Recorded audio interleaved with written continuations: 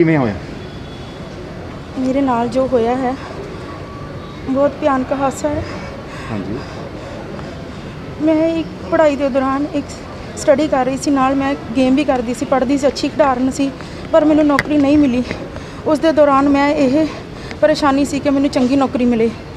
इसे दी गल मैं अपने चाचा जी रिश्तेदारां नाल होरनां भी शेयर की हुई सी, ते चाचा जी ने मैनू ना एक पुलिस अफसर जिहदा नाम है SI Jagjit Singh traffic police दा सी, उस नाल मुलाकात कराई, जबकि मैनू उस रेस्टोरेंट का पता भी नहीं सी। मैं अगे भी चले गए, वो फोन ते मैनू दस रहा सी भी इदा इदा आ जा। जब मैं उत्थे पहुंची तो वो सामने पौड़ियां कोल खड़ा होकर कह रहा कि बेटा अंदर आ जाओ। खुद जाके वो बैड के उत्ते लेट गया, तो टेबल उत्ते एक शराब की बोतल पई हुई सी। कहता बेटा घबराओ नहीं, रेस्ट ना लो, मैनू कोई प्रॉब्लम है दिमागी, मैं रेस्ट कर रहा, तुसीं गल करो, अपना जो कहना करो। बाद विच उस इंसान ने मैनू फिर तो कहा कि इस तरह करके भी तू जिस तरह मैं तेन कहांगा तुम उधर कागज़ अपने लैके आ जाओ, ठीक है। मैं कहा हाँ जी। जब मैं पहुंची तो उसने उस कमरे में नहीं सी, दूसरी बार बुलाया।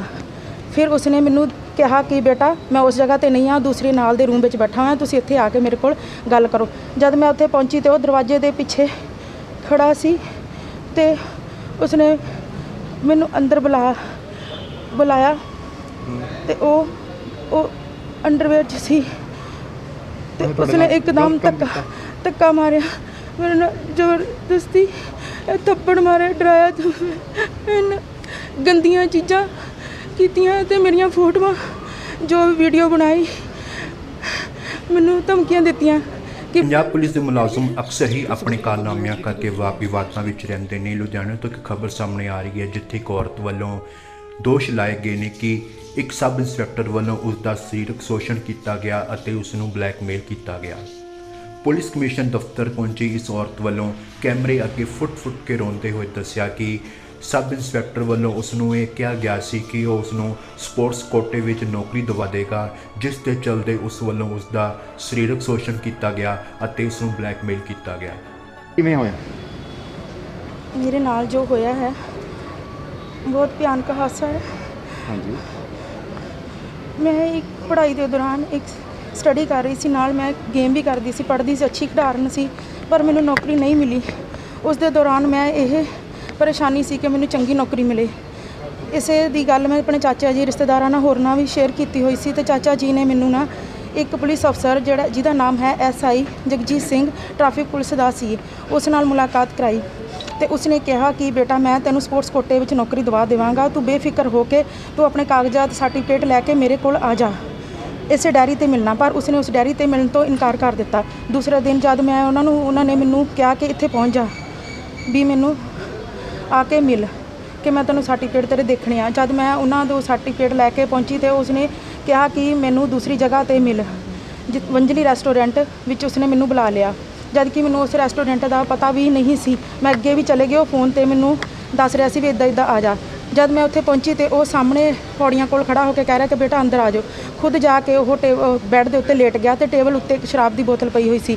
कहता बेटा घबराओ नहीं, रेस्ट ना लो, मैनू कोई प्रॉब्लम है दिमागी, मैं रेस्ट कर रहा, तुसीं गल करो, अपना जो कहना करो।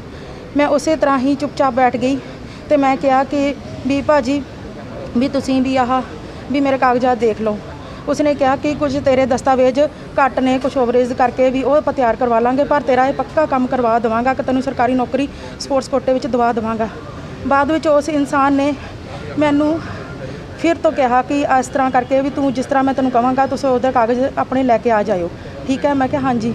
जब मैं पहुंची तो उसने उस कमरे में नहीं सी, दूसरी बार बुलाया। फिर उसने मैनू कहा कि बेटा मैं उस जगह पर नहीं हाँ, दूसरे नाल दे रूम में बैठा हाँ, तुसीं इत्थे आके मेरे कोल गल करो। जब मैं उत्थे पहुंची तो दरवाजे के पिछे खड़ा सी, तो उसने मैनू अंदर बुलाया, तो वो अंडरवेयर च सी, तो उसने एकदम धक्का मारिया मेरे नाल, जबरदस्ती थप्पड़ मारे, डराया, गंदियां चीज़ां कीतियां, ते मेरियां फोटोआं जो वीडियो बनाई, मैनू धमकियां दित्तियां कि मैं तेनू ख़त्म कर दांगा, ये कर दांगा, तेरे परिवार नू खतरा आ, ये वो, मेरे बाहर मुलाजमां रौला नहीं पाना। इस तरह करके जदों मैं उत्थों गई, मैं अपने चाचा जी नू दस्सिया, चाचा जी कहंदे इस गल ते मिट्टी पा, हुण अगे तो किसी नू गल नहीं करनी। पर उस बंदे ने मैनू गलत चीज़ां करदा रहा, ਜਦੋਂ ਤੁਸੀਂ ਇਹਦਾ ਵਿਰੋਧ ਕੀਤਾ ਤੁਹਾਡੇ ਨਾਲ ਕੋਈ ਹੋਰ ਖੜਾ ਨਹੀਂ ਪਰਿਵਾਰ ਦਾ ਮੈਂਬਰ? ਜਦੋਂ ਮੈਂ ਗਈ ਇੱਕ ਉਹਨਾਂ ਦੇ ਜਾਣਕਾਰ ਬੰਦਾ ਸੀ, ਮੈਂ ਪਹਿਲਾਂ ਮਾਰਨ ਦੀ ਕੋਸ਼ਿਸ਼ ਕੀਤੀ, ਮੈਂ ਮਰਨ ਲਈ ਵੀ ਚਲੇ ਗਈ। ਮੈਨੂੰ ਬੱਚਿਆਂ ਦਾ ਖਿਆਲ ਆਇਆ ਕਿ ਮੇਰੇ ਬੱਚੇ ਰੁੱਲ ਜਾਣਗੇ। ਜਦ ਮੈਂ ਰਿਸ਼ਤੇਦਾਰ ਕੋਲ ਗਈ, ਉਹ ਵੀ ਉਹਦੇ ਨਾਲ ਮਿਲ ਗਿਆ। ਉਸਨੇ ਉਹਨੂੰ ਫੋਨ ਕਰਕੇ ਸਾਰੀ ਗੱਲ ਦੱਸਤੀ ਕਿ ਕੁੜੀ ਇਸ ਤਰ੍ਹਾਂ ਕਰ ਰਹੀ ਹੈ ਤੇਰੇ ਖਿਲਾਫ।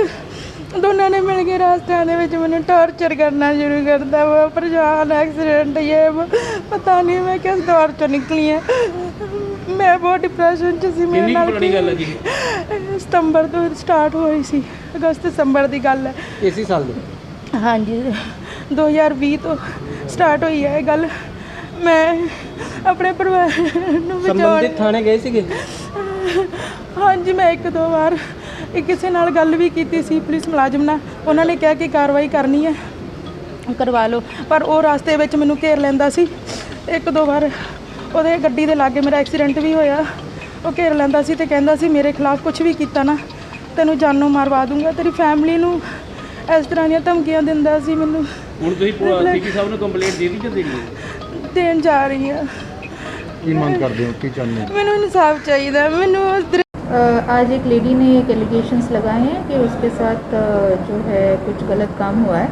She has made allegations against 3 people, so we are verifying the same और बहुत ही जल्दी इसमें कानून मुताबिक कार्रवाई की जाएगी आफ्टर प्रॉपर वेरिफिकेशन।